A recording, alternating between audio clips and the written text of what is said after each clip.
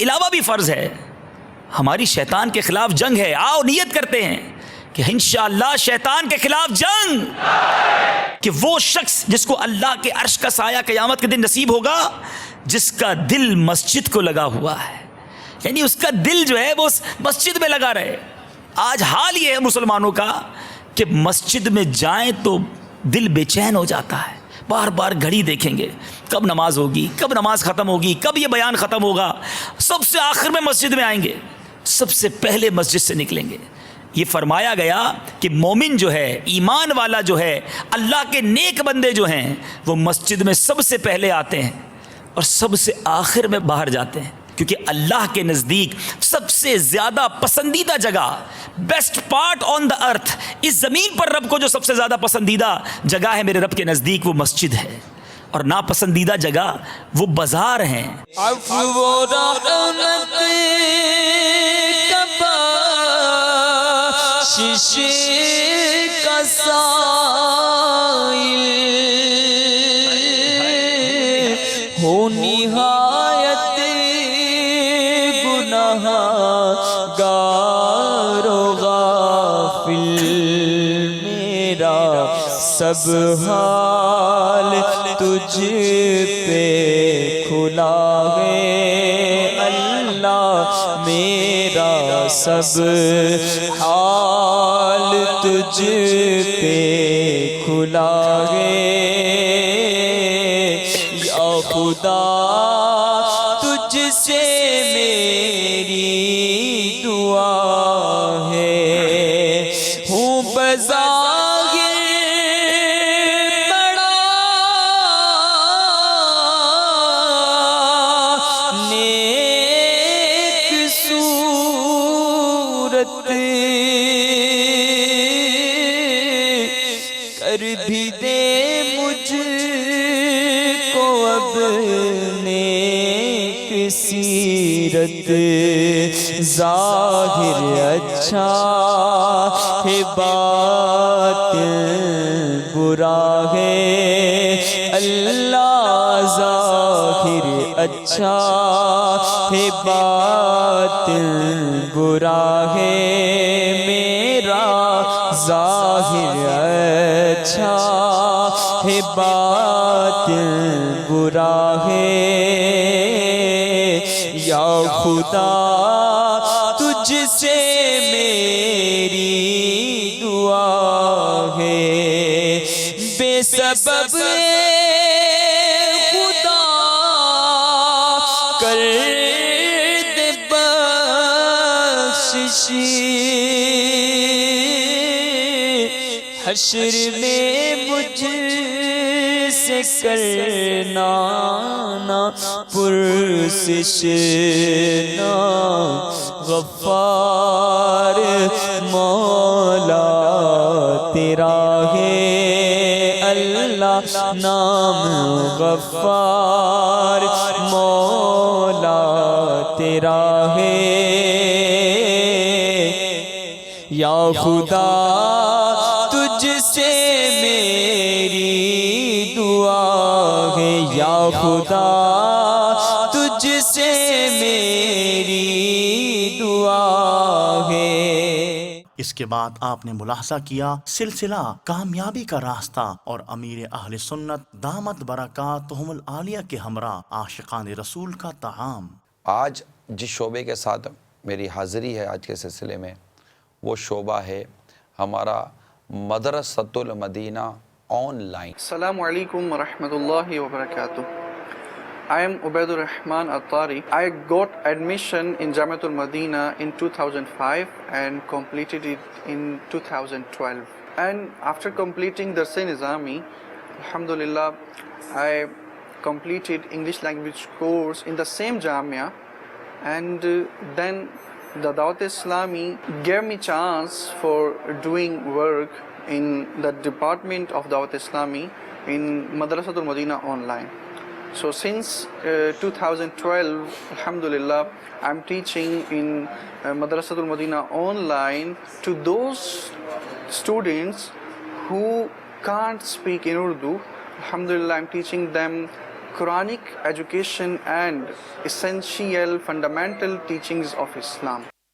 جی عبدالحبیب بھائی، مدرسۃ المدینہ on line ماشاءاللہ آپ دعوت اسلامی کی طرف سے اس کے ذمہ دار ہیں. اب آپ ہمارے مدنی چینل کے ناظرین کو بتائیں کہ مدرسۃ المدینہ آن لائن کا جو آغاز ہوا اس کی بنیاد کیا تھی؟ تبلیغ قرآن و سنت کی غیر سیاسی تحریک دعوت اسلامی ہے، تو قرآن پاک کی خدمت بھی دعوت اسلامی کا اولین ترجیحات میں ہے. اور مدرسۃ المدینہ بالغان ہوئے، مدرسۃ المدینہ بنے، جس میں ہمارے شفٹ کے مدرسے یا دن کے مدرسے جس کو ہم کہتے ہیں، بچے اس میں پڑھ رہے ہیں. لیکن جب آپ بیرون ملک گئے صاحب، تو آپ نے بھی سفر کیے، وہاں جا کر یہ بڑی ڈیمانڈ نظر آئی کہ مسجدیں دور ہیں، قاری صاحبان نہیں ہیں، مدارس قریب نہیں ہیں، میلوں میلوں دور لوگ رہتے ہیں. اب ہمارے بچے کہاں پڑھیں، ہمارے مدنی منع کہاں پڑھیں؟ ماشاءاللہ شورا میں جب اس پر مشورہ ہوا مرکزی مجلس شورا میں اور اس کا سالوشن تلاش کیا گیا، تو یہ بھی کہا جائے کہ یہ دعوت اسلامی کی انوینشن ہے، یہ دعوت اسلامی کی اپنی سمجھ لے کہ ایک ایسی زبردست یہ ایک شعبہ شروع کیا جو اس سے پہلے اس کی مثال نہیں ملتی. کہ لیکن آن لائن یونیورسٹیز تھیں، آن لائن اسکولز بھی تھے، اور کچھ قاری صاحبان آن لائن پڑھا رہے تھے، لیکن اس طرح سسٹمائز کر کے.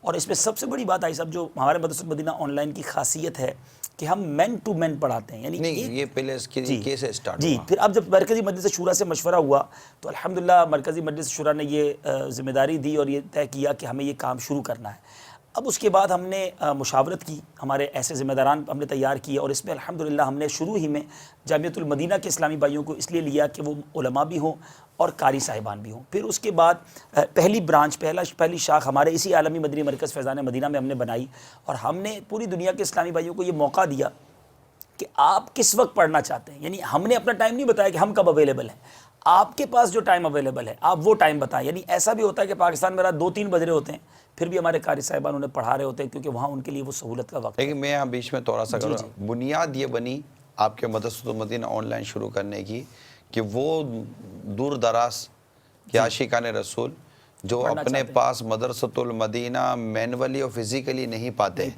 نارملی جیسے اپنے علاقے یا شہر میں نہیں پاتے، ان کو قرآن کی تعلیم کس طرح دی جا سکے، اس کے لیے آپ نے ایک جو سہولت ہے سائنس کی ایک فیسلٹی ایجاد ہے نیٹ کی، اس کو استعمال کر کے ہم نے شروع کرنے کی کوشش کی. ہماری جو آپ کی بات ہے نا، اس کی مزید جس کو کہتے ہیں نا کہ آتھنٹسٹی یوں ہو جاتی ہے، کنفرمیشن یوں ہو جاتی ہے کہ ہم نے پاکستان کے داخلوں پر پابندی رکھی ہے. ہم پاکستان والوں کو بالکل چیدہ کبھی ہو گیا ورنہ ہم نہیں دیتے داخلہ. آپ کو اتنا پریشر تھا کہ ہمیں کہ دعوت اسلامی کے تحت مدرسۃ المدینہ آن لائن کھولنا پڑا، تو آپ کو یوں اوورآل نتائج کیا ملے ایڈمیشن کے حوالے سے؟ الحمدللہ اس میں پریشر کی بات جہاں تک کرے تو واقعی پریشر نہیں تھا، یہ مدنی مرکز کی سوچ تھی کہ ان تک قرآن پہنچایا جائے. لیکن جب یہ شروع کیا، کیونکہ لوگوں کو پتہ ہی نہیں تھا یہ بھی ہو سکتا ہے، اس کے بعد جو فلو آیا ہے، اس کے بعد جو پریشر آیا ہے، وہ تو یہ بتائیں گے آپ کو کہ اب بھی لوگ ہم سے، ہو سکتا ہے میں چاہ بھی رہا تھا کہ ناظرین سے آج یہ بھی بات کریں، ہم سے کئی ناظرین ہمارے اسلامی بھائی جو کیوں میں ناراض ہیں، ہمیں میلے کر رہے ہیں کہ آپ ہمیں کب داخلہ دیں گے. اسلامی بہنیں میلے کر رہی ہیں، کیونکہ جب اسلامی بھائیوں کا فلو آیا، اتنا فلو آیا کہ ہمارا ایک برانچ تو سمجھ لے منٹوں میں دنوں میں پوری ہو گئی اس کی داخلے. ہم نے دوسرا شاخ کھولی، ہم نے تیسری شاخ کھولی. کن کن ممالک سے آپ کو ڈیمانڈ آ رہی ہیں؟ ایسا الحمدللہ ویسے تو موٹے اکثر جتنے بھی کنٹریز ہمارے پاس داخلے ہیں نا، الحمدللہ پوری جو ملک سے داخلے ہمارے پاس موجود ہے الحمدللہ عز و جل. لیکن سب سے زیادہ ایڈمیشن ہمارے پاس ہیں وہ یو کے سے ہیں، اس کے بعد اٹلی سے ہیں، پھر عرب امارات سے ہیں، انڈیا سے ہیں. اس طرح سے تقریباً خاص کر زیادہ تر ایڈمیشن ہمارے پاس یو کے سے ہیں الحمدللہ. اور 40 سے 50 ملک آپ کے پاس کور کر رہے ہیں؟ اس سے زیادہ ہیں تقریباً. تو کیا وہاں صرف اور صرف اردو بولنے والے ہی آپ کے پاس ہیں؟ نہیں، انگلش بولنے والے بھی ہیں، جو انگلش میں پڑھنا جانتے ہیں، ان کو اردو بولنا نہیں آتی ہے. تو ان کو سکھانے کے لیے آپ کے پاس کیا طریقہ کار ہے؟ کیا آپ کے پاس ایسے اساتذہ ہیں جو ان کو انگریزی میں پڑھا سکتے ہیں؟ جی الحمدللہ ہمارے پاس انگلش ہیں اسلام بھی جو انگلش میں پڑھاتے ہیں، انگلش ٹیچر موجود ہیں. دعوت اسلامی ہی نے ان کو انگلش سکھائی. اچھا سکھائی بھی ہم نے پورا پلان کیا کہ ہمارے جامعہ. مجھے بھائی الگ بات سمجھیے گا، میرے مدنی ضلع کے ناظرین، یہ لگتا ہے اس کو کچھ پتہ نہیں ہے، میں آپ کی معلومات کے لیے لے رہا ہوں، پھر بعد میں میری پیشی نہیں لیجیے گا. جامعۃ المدینہ ہی میں ہم نے الحمدللہ ہمارے اسلامی بھائیوں کو انگلش لینگویج کورسز کروائے، اور پھر الحمدللہ انہی میں سے سلیکٹ کر کے علماء بھی ہیں وہ ماشاءاللہ مدنی بھی ہیں، اور وہ قرآن پاک بھی پڑھا رہے ہیں. اچھا اب پہلے مجھے یہ اب ہمارے اسلامی بھائی کو بتائیں، ماشاءاللہ آپ نے ایک تھوڑا سا مدنی گلدستہ تو ہم نے بتا دیا اسلامی بھائیوں کو، پڑھانے کا بیسیکلی انداز کیا ہے، اس کو تھوڑا سا کتنی دیر پڑھاتے ہیں اور کیا کیا کلیریفائی پڑھاتے ہیں؟ کریں گے انشاءاللہ۔ کیسے پڑھاتے ہیں، مطلب کہ ایک عام اسلامی پہ ہمارے ساتھ چینل پر ہے کہ یہ کمپیوٹر پہ کیسے پڑھ لیتے ہیں یہ؟ آدھے گھنٹے کا درجہ ہے، اور اس میں ماشاءاللہ یہ جو آدھا گھنٹہ اس کا جدول امیر علیہ سنت نے عطا فرمایا ماشاءاللہ۔ کہ یہ آدھے گھنٹے میں کیا پڑھانا ہے، 30 منٹ ہے ہمارے پاس، اس میں شروع میں ان کو جو ہے وہ فکر مدینہ بھی کرائی جاتی ہے، کچھ منٹ ہمارے قاری صاحب انہیں درس دیتے ہیں، درس فیضان سنت جس کو ہم کہتے ہیں، اس میں ہم بالکل الگ سے کیبن بنی ہوئی ہے، بالکل الگ بالکل سیپریٹ کیبن ہے، اور اس کیبن میں جو ہے قاری صاحب ہیں اور وہ کمپیوٹر ہے۔ استاد پڑھا رہا ہے یہاں سے، جی۔ ایک شاگرد پڑھ رہے ہیں وہاں سے، دونوں ایک دوسرے کو نظر نہیں آ رہے، کیا دلچسپی باقی ہے؟ بھائی صاحب بالکل باقی ہے، یعنی اتنا انٹریکشن ہے اور اتنا زبردست اس کا نتیجہ ہے کہ کئی ملکوں میں آپ کا بھی جانا ہوا، ہمارا جانا ہوا، کہ اب میں نے خود جا کے سنا ہے کئی ملکوں میں، تو اتنا اچھا تلفظ ہو گیا بچوں کا پڑھنے کا، صرف بھائی صاحب قرآن نہیں ہے، یعنی وہ جو آپ نے امریکہ والوں کی باہر سنی کہ خاندان کے خاندان حیران ہے کہ یہ بچہ تبدیل کیسے ہو گیا، اس کے اندر یعنی یہاں بیٹھ کر صرف قرآن نہیں پڑھایا جا رہا، اس کی اخلاقیات بھی درست کی جا رہی ہے، کارکردگی لی جاتی ہے کہ ماں باپ کا ہاتھ چوم رہے ہیں یا ان کے ساتھ کیا انٹریکشن ہے، آپ کا فرق پڑتا جا رہا ہے اس سے۔ مطلب قرآن مجید کے علاوہ مزید جو خاص چیزیں پڑھائی جا رہی ہیں ان میں سنت اور آداب ان کو سکھائے جا رہے ہیں، درس فیضان سنت بھی ہو رہا ہے، اور کچھ ان کو وقتاً فوقتاً کوئی چیز سکھانے کی صورت ہے، نماز کے احکام بھی ان کو نماز کے احکام سکھائے جا رہے ہیں۔ اس کے علاوہ دعائیں وغیرہ، دعائیں سونے کی دعا، کھانا کھانے سے پہلے کی دعا، یہ آدھے گھنٹے میں آپ اس کو کور جی کر ہاں رہے ہیں؟ بالکل الحمدللہ آدھے گھنٹے میں، اور ساتھ میں اس کی اصطلاحات بھی ہیں، یعنی کہ ایسا نہیں کہ اسلامی بول رہے ہیں تو بولے چلے جائیں، اس کی اصطلاحات بھی ہیں، کس طرح آپ نے کال کو پک کرنا ہے، کس طرح کٹ کرنا ہے، کس طرح آپ نے پڑھانا ہے، کس طرح سبق سننا ہے۔ حدیث پاک میں جس شخص نے قرآن پاک سیکھا اور سکھایا اور جو کچھ قرآن پاک میں ہے اس پر عمل کیا، قرآن شریف اس کی شفاعت کرے گا اور جنت میں لے جائے گا۔ سبحان اللہ، سبحان اللہ، اب آپ دیکھیے، سیکھا، سکھایا، کیا بات ہے۔ اب دعوت اسلامی کا وہ پریکٹیکل سسٹم ایکٹیویٹ ہوگا کہ جس میں آپ کو یہ بتایا جا رہا ہے کہ جو کچھ قرآن پاک میں ہے اس پر عمل کیا۔ آپ نے ہمارے اسلامی بھائی سے سنا کہ یہ کس انداز سے آپ کو قرآن پاک صرف سکھا نہیں رہے ہیں کہ با یوں پڑھیں گے، تا یوں پڑھیں گے، سا یوں پڑھیں گے، جیم یوں پڑھیں گے، ہا یوں پڑھیں گے، صرف یہ نہیں ہے۔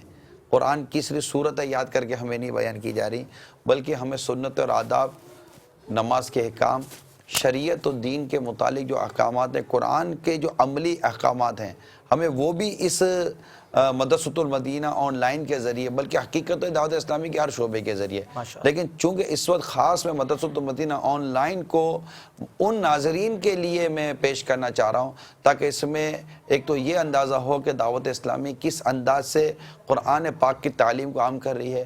یقیناً اس میں آپ سب کے لیے خوشیاں ہی خوشیاں ہیں کہ آپ کی دعوت اسلامی کی آپ جتنی ترقی دیکھیں گے اتنی خوشیاں ہیں۔ بالخصوص میں کہوں گا کہ خوشیاں ان کے لیے جو دن رات ایک کر کے دعوت اسلامی کا کام دنیا بھر میں عام کرتے ہیں، پھر خوشیاں ان کے لیے ہیں جو 1 روپیہ ہو یا لاکھوں کروڑوں روپے ہوں دعوت اسلامی کو دیتے ہیں، اور جب دعوت اسلامی کی یہ اپروچز دیکھتے ہیں، یہ ترقی دیکھتے ہیں، یہ تبدیلی دیکھتے ہیں، اور اپنے کوششوں کا نتیجہ جب عملی طور پر اپنی آنکھوں کے سامنے دیکھتے ہیں تو ان کے یقیناً ان کا 1200 لیٹر خون بڑھتا ہوگا، اور خوشی کے مارے ان کے سینے میں جو دل ہوتا ہوگا وہ خوشی کے مارے دھمال مدینہ کرتا ہوگا۔ تو یہ ماشاءاللہ ایک ہے، اور قرآن شریف اس کی شفاعت کرے گا اور جنت میں لے جائے گا۔ پردے پردہ کے دسترخوان پر سنت کے مطابق بیٹھ کر 3 انگلیوں سے چھوٹے نوالے لے کر اچھی طرح ہاتھ چبا کر کھاؤں گا، جو دانہ وغیرہ گر گیا اٹھا کر کھا لوں گا، ہڈی گرم مسالہ وغیرہ ہوئے اچھی طرح جوس چاٹ کر دسترخوان پر ڈالوں گا، ہر 2 ایک لقمے پر الحمدللہ یا واجدو بسم اللہ کہوں گا، وقتاً فوقتاً زور سے بھی کہہ لوں گا تاکہ دوسروں کو بھی یاد آ جائے۔ تو جہاں کی نعمتیں ملتی ہیں روزہ دار کو، جو نہیں رکھتا ہے روزہ وہ بڑا نادان ہے۔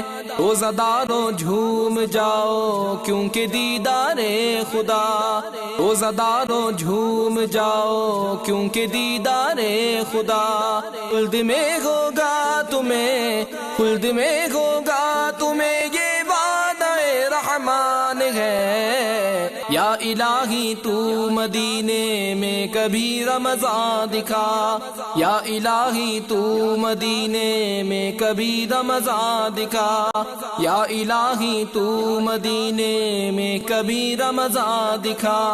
مدتوں سے دل میں یہ، مدتوں سے دل میں یہ عطار کے ارمان ہے. آ گیا رمضان ہے, آ گیا رمضان ہے, آ گیا رمضان ہے, آ گیا رمضان ہے.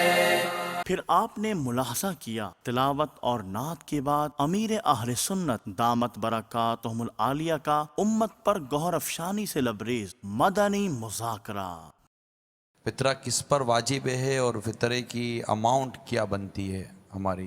ہر صاحب نصاب مسلمان عاقل و بالغ پر صدقہ فطر واجب ہوتا ہے. اب اس میں کچھ صورتیں جیسے زکوٰۃ میں سال بھر گزرے تو اس میں یہ نہیں ہے, بلکہ اگر عید الفطر کو صبح صادق کے وقت یہ صاحب نصاب ہے تو اب اس پر صدقہ فطر واجب ہوا, لیکن ایڈوانس میں دے سکتا ہے. اور نصاب میں بھی تھوڑا سا فرق ہے, اور بھی اس میں زکوٰۃ کی اور اس میں, لیکن صدقہ فطر عموماً لوگ دیتے ہیں جو مذہبی ذہن کے ہوتے ہیں نا, وہ اس کی پرواہ نہیں کرتے کہ ہمارا نصاب کتنا ہے اور کیا ہے, یہ ایک روٹین بنی ہوئی دیتے ہیں.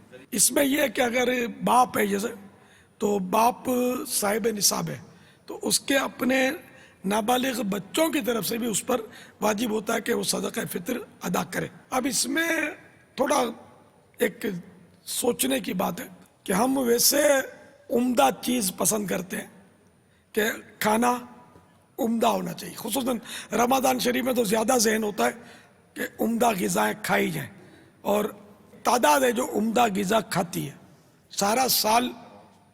یہ جیسے کہ کھجلا پھینی ایک عمدہ غذا ہے, سارا سال نہیں کھائی جاتی, رمضان میں بھی کھائی جاتی ہے. لباس سارا سال ایسا عمدہ نہیں پہنتے جیسا عید کے دن پہنتے عمدہ. اب عمدہ مستحب ہے جبکہ وہ سنت کے مطابق ہو. عید کے دن عمدہ لباس, ہمارا عمدہ لباس پہننے میں عموماً کوئی نیت اچھی نہیں ہوتی, میں جنرل بات کر رہا ہوں, بلکہ بس وہ ایک روٹین ہے اور ہمارا نفس پسند کرتا ہے عمدہ لباس کو. عمدہ غذا میں بھی کیا نیت, مزہ آتا ہے, ٹیسٹی ہوتا ہے, دل کرتا ہے کہ کھائیں. تو جہاں نفس ہمارا مائل نہیں ہوتا تو پھر ہم کرتے ہیں گزارا, خرچہ کرنا پڑتا ہے اور نفس ہمارا مائل نہیں ہے. جہاں خرچہ کرنے میں نفس مائل ہے, بہترین مکان, بہترین ڈیکوریشن, بہترین رنگ روغن یہ ہم کرتے ہیں کہ ہمارا نفس مائل ہے, پھر لوگوں کی واہ واہ اس میں ہوتی ہے, یہ ہوتا ہے تو یہ سب محنت ہماری وصول ہو جاتی ہے. لیکن جہاں واہ واہ نہیں ہوتی نا وہاں ہم خرچہ کرنے میں اگر کرتے بھی ہیں رائے خدا میں خرچہ تو کم سے کم کرتے ہیں. تو یہی حال فطرے میں بھی غور کر لیجئے کہ فطرہ کشمش کے ذریعے بھی دیا جا سکتا ہے, چھوارے کے ذریعے بھی دیا جا سکتا ہے, اور جو کے ذریعے بھی دیا جا سکتا ہے, کھجور کے ذریعے بھی, کھجور چھوارا, اور گندم کے ذریعے بھی دیا جا سکتا ہے. گندم جس کو کنک پنجاب والے کنک بولتے ہیں, گیہوں, گندم, کنک. تو ہماری روٹین کیا ہے کہ جو سب سے سستی چیز ہے اس میں دینا ہے. حالانکہ اسلام نے پسند کیا کہ غریبوں کو جس میں زیادہ ملے, یہ پسند کیا. اب ہم نے مطلب پسند کیا گیہوں کو, کنک کو کہ سب سے سستا ہے. جیسے اپنے علاقے میں فیضان مدینہ کے علاقے میں میں نے معلوم کروایا تو پتہ چلا کہ کنک جو ہے 44-45 روپے کلو ہے. اگر یہ خبر درست ہے تو ہمارے علاقے کے اعتبار سے عالمی مدنی مرکز فیضان مدینہ باب المدینہ کے اعتبار سے, کیونکہ گیہوں 2 کلو میں سے 80 گرام کم یہ فطرہ ہے, تو چلو ہم نے یہ بہت بڑا کمال کر دیا کہ پورے 2 کلو دیں گے, 80 گرام مائنس نہیں کرتے, تو 2 کلو کی بھی رقم بنتی ہے 90 روپے. ان سب میں جن کے میں نے نام لیے نا, ان سب میں گندم, کنک, گیہوں یہ سب سے سستا ہے. چلو اچھا 100 روپے دے دیا آپ نے, واہ, چلو بھائی 100 روپے آپ نے فطرے میں دے دیے, لیکن یار کبھی کشمش کا فطرہ نہیں دیا. اچھا پہلی بار سنا, چلو پہلی بار سنا تو پہلی بار کشمش سے شروع کر دیں.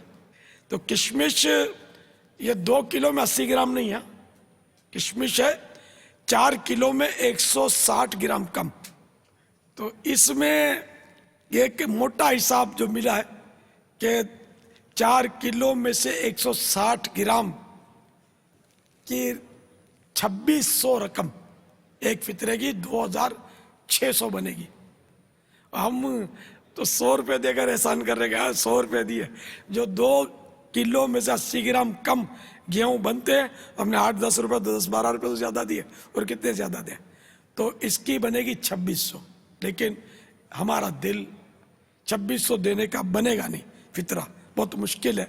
शायद किसी का बन जाए सुनकर कि राय खुदा में जितना देंगे ये ज़ाहिर है कि वो फ़ायदा ही फ़ायदा है, इसमें साइड इफ़ेक्ट है ही नहीं कोई। अल्लाह की राह में दिया वही आखिरत में जमा हो रहा, काम आएगा। बाकी अब दुनिया पे जो खर्च किया वो तो हिसाब है इसका, हलाल में हिसाब है, हराम में सज़ा है। और फितरा भी जो देंगे वो सारा हलाल से देंगे तभी कबूल होगा, हराम से तो है ही नहीं। हराम तो गुंजाइश ही नहीं है, ना दुनिया के काम में ना दीन के काम में। हराम उसका कोई काम ही नहीं है। अच्छा, अब अगर खजूर से देना चाहें तो खजूर भी 2 किलो वाला नहीं हिसाब, इसमें भी 4 किलो में से 160 ग्राम कम, तो खजूर के बनेंगे कुछ कम बनेंगे, यानी किशमिश से तकरीबन आधे बनेंगे 1300। अगर जौ देना चाहें जौ से तो जौ के भी 4 किलो 160 ग्राम कम एक फितरा, तो इसके बनते हैं 250 रुपये। और सबसे कम ये गेहूं है। तो इसी तरह दुनिया में जहाँ भी आप सुन रहे हैं तो अपने यहाँ के गेहूं का वही जो मैंने वजन बताया उसी हिसाब से, या किशमिश का या खजूर का या जौ, मैं जौ को भी जौ शरीफ बोलता हूँ, प्यारे आका सल्लल्लाहु तआला अलैहि वसल्लम से जौ शरीफ को बहुत निस्बत है। तो मेरे प्यारे प्यारे मीठे मीठे हाजिरीन और मेरे नाज़रीन, क्या ही अच्छा हो कि कोई तो हमको ऐलान भेज दे कि हमने भले पहली बार सुना लेकिन हम अपने पूरे ख़ानदान का सदका फितर किशमिश के हिसाब से निकालें। सुभान अल्लाह। है कोई किशमिश 2600 रुपया फितरा है, कमोबेश एक फितरा 2600, एक फितरा 2600। इसको जल्दी तोहफा दे दो। 2 हाथ खड़े किए इसने, एक खड़ा हुआ है, जल्दी मदीने की तस्बीह दे दो और मेरी तरफ से ईदी भी दे दो इसको। जी, कौन कौन मजीद नियत करते हैं? सुभान अल्लाह। 26वीं मनाने वालों 2600 रुपया फितरा देने का मौका मिला है। बाबा किशमिश से नहीं दे सकता, वो खजूर तक तो आ जाए यार। 1300 रुपए। चलिए यूं कर लीजिए, कोई 1300 वाला हाथ उठाएगा अपना और सारे घर वालों का 1300 के जरिए। और अगर खजूर भी नहीं हम कर सकते तो फिर जोश शरीफ पर आ जाइए, 250 रुपए अपना और अपने घर वालों का फितरा। नाबालिग बच्चों का भी बाप ने देना जी। अल्लाह सबको जज़ा खैर अता फरमाए। माशाअल्लाह। सल्लु अलल हबीब सल्लल्लाहु तआला अला मुहम्मद। मदनी मुज़ाकरे के बाद देखा सिलसिला फैज़ान सहारी और अमीर अहले सुन्नत दामत बरकातहुमुल आलिया की सहारी के मनाजिर। मेरे मीठे मीठे और प्यारे प्यारे इस्लामी भाइयों और मदनी चैनल के नाजरीन, मदनी चैनल के सिलसिले फैज़ान सहरी में आप सबको मरहबा कहते हैं। आज इंशाअल्लाह सच में अज़मत है, इस मौजू से मुताल्लिक हम मदनी फूल हासिल करेंगे। सच एक ऐसी सिफ़त है कि अल्लाह तबारक व तआला के तमाम अम्बिया अलैहिमुस्सलातु वस्सलाम ने इसी को इख्तियार फरमाया। सुभान अल्लाह। अल्लाह रब्बुल इज़्ज़त ने कुरान मजीद फ़ुरक़ान हमीद में मुख्तलिफ़ अम्बिया किराम अलैहिमुस्सलातु वस्सलाम की जब सिफ़ात का ज़िक्र फरमाया तो उनमें से सच भी एक सिफ़त है कि जिसका ज़िक्र रब्ब कायनात ने कुरान मजीद फ़ुरक़ान हमीद में फरमाया। मसलन हज़रत सय्यदुना इब्राहीम अला नबीना अलैहिस्सलातु वस्सलाम का ज़िक्र जब रब्ब कायनात ने कुरान मजीद फ़ुरक़ान हमीद में फरमाया वज़्कुर फ़िल किताब इब्राहीम इन्नहु कान सिद्दीक़न नबिय्या। तो ये सिद्दीक़ होना ये वो सिफ़त है कि अल्लाह रब्बुल इज़्ज़त ने अम्बिया किराम अलैहिमुस्सलातु वस्सलाम को इस सिफ़त से याद फरमाया। इराक़ का शहर गिरान है, वहाँ से एक काफ़िला बगदाद की तरफ रवां दवां था। जब ये काफ़िला हमदान शहर से रवाना हुआ, जैसे ही जंगल शुरू हुआ डाकुओं का एक गिरोह नमूदार हुआ।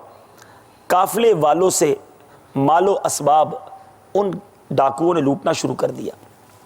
इस काफ़िले में एक नौजवान भी था जिसकी उम्र 18 साल के लगभग थी।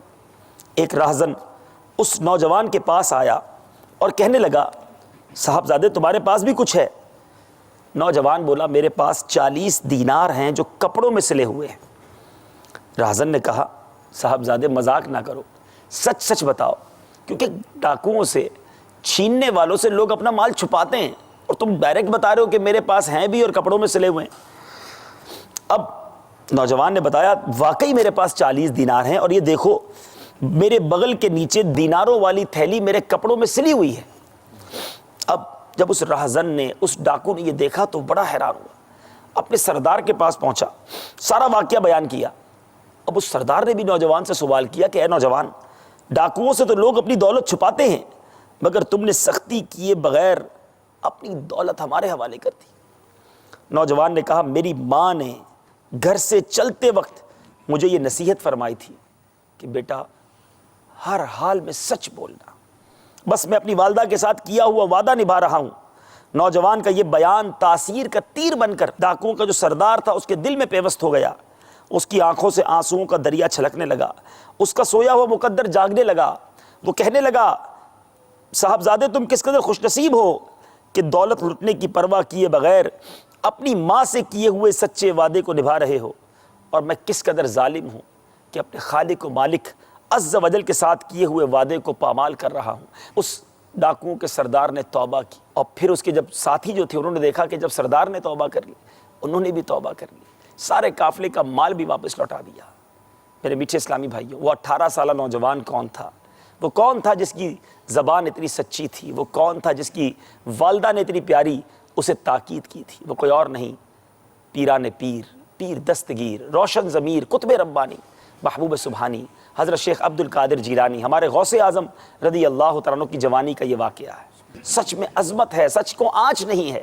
ذرا غور کیجئے، غوث اعظم رضی اللہ تعالیٰ عنہ نے ڈاکوؤں کو یہ نہیں کہا کہ آپ ڈکیتی کا کام چھوڑ دیں، توبہ کر لیں، یہ گناہ کا کام ہے، نہیں، دل سے نکلا ہوا ایک سچا جملہ اس نے وہ جا کر اثر کیا کہ مال بھی واپس مل گیا اور ان لوگوں نے توبہ بھی کر لی۔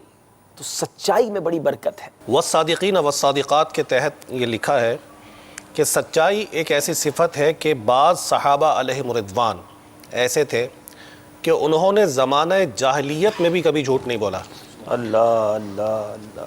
آپ یہ دیکھیں کہ امیر المؤمنین حضرت سیدنا ابو بکر صدیق رضی اللہ تعالیٰ عنہ، یہ نبی محتشم صلی اللہ علیہ وآلہ وسلم کے بہت ہی پیارے، بہت ہی عظیم صحابی ہیں۔ ہجرت مدینہ کا جب موقع تھا اور یہ رسول کریم صلی اللہ علیہ وآلہ وسلم کے ساتھ مکۃ المکرمہ سے مدینہ المنورہ کی طرف جب روانہ ہوتے ہیں تو راستے میں آپ کو ایک جاننے والا ملتا ہے۔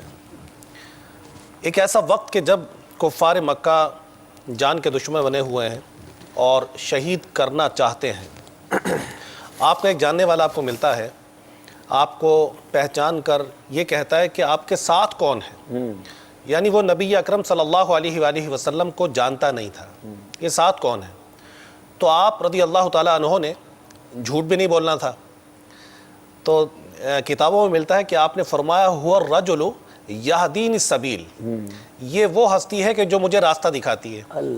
تو دل میں یہ بات تھی کہ یہ وہ ہستی ہے کہ جو مجھے حقیقی معنوں میں ہدایت کا راستہ دکھاتی ہے، حق کا راستہ دکھاتی ہے، اور جھوٹ سے اجتناب کیا۔ ہادی اور رہبر آقا ہے۔ سبحان اللہ۔ پردے پردہ کے دسترخوان پر سنت کے مطابق بیٹھ کر 3 انگلیوں سے چھوٹے نوالے لے کر اچھی طرح چبا کر کھاؤں گا۔ ہر 2-1 لقمے پر الحمدللہ یا واجدو کہوں گا، وقتاً فوقتاً زور سے بھی کہہ لوں گا تاکہ دوسروں کو بھی یاد آ جائے۔ صلاۃ والسلام علیک یا رسول اللہ وعلی آلک وصحابک یا حبیب اللہ۔ بسم اللہ الذی لا یضر مع اسمہ شیء فی الارض ولا فی السماء وهو السمیع العلیم۔ بسم اللہ وعلی برکت اللہ، صلاۃ والسلام علیک یا نبی اللہ وعلی آلک وصحابک۔ مشن کی آخر میں ملاحظہ کیا USA اور کینیڈا کے ناظرین کے لیے پیش کیا جانے والا سلسلہ parents and the will arham. The will arham are the people who are your relatives. they deserve respect from you. You see, we begin because these are the closest people. Your parents, your relatives. But unfortunately, little attention is paid to this. To respect parents and to respect relatives. Some people are very humble and friendly in front of general public. In front of other people, they're the Mr. Nice. But when they are with their families, they are unpleasant and they are absolutely ill-mannered. So they actually don't know the very fundamental lesson of respect of a Muslim, because his parents are Muslims, his relatives are Muslims. Here we're talking about Muslim families, because our topic is particularly ihtaram al-Muslim. For the attention of such people, we would like to mention a narration that Hazrat Abdullah ibn Umar radiallahu ta'ala anhu narrates, that our beloved Nabi sallallahu alayhi wa sallam has said, 3 people will not enter paradise. 3 قسم کے لوگ Yes. جنت میں داخل نہیں ہوں گے. The one who causes grief to his parents. He causes pain to his parents. He doesn't اپنے ماں show باپ کی respect. نافرمانی کرنے والا. And the youth, اور دوسرا دیوس. and a woman who resembles a man. اور وہ عورت جو مردانی وضع و قطع اختیار کرنے والی ہو. Imitates, men's dressing or hairstyle or whatever it might be. G. So from this hadith mubarakah, we learn that rights of parents are mentioned, and entry of paradise is welded with that respect, because it said very clearly, the one who gives trouble to his parents, causes grief to his parents, he will not enter heaven. He will not enter Jannat or paradise. And the word the youth that's mentioned in Hadith Mubarakah, that the youth will not enter paradise, it's very vital to know who is the youth. The youth is that foolish husband who does not care if his wife meets strange men. Now, in other words, he's immodest. He does not feel modesty in the matters of his female relatives. It doesn't have to be a husband particularly. Father, he doesn't, feel that shame that if his daughter is meeting with other ghair mahram, stranger males, brother, he doesn't care, he doesn't feel anything if his sister is going out with men. So all these kind of people are regarded as the youth. So in Urdu we say beghairat. صحیح. کہ ان کو کچھ احساس ہی نہیں ہوتا, feeling ہی نہیں ہوتی کہ گھر کی عورتیں کہاں جا رہی ہیں ہماری, یعنی بیوی کہاں جا رہی ہے, کس سے مل رہی ہے, کوئی پرواہ نہیں ہے. باپ ہے تو اس کو اپنی بیٹی کی پرواہ نہیں ہے کہ اس کی بیٹی کس سے مل رہی ہے, کہاں جا رہی ہے, کہاں آ رہی ہے, اس طرح کا معاملہ. صحیح ہے. So that's the youth.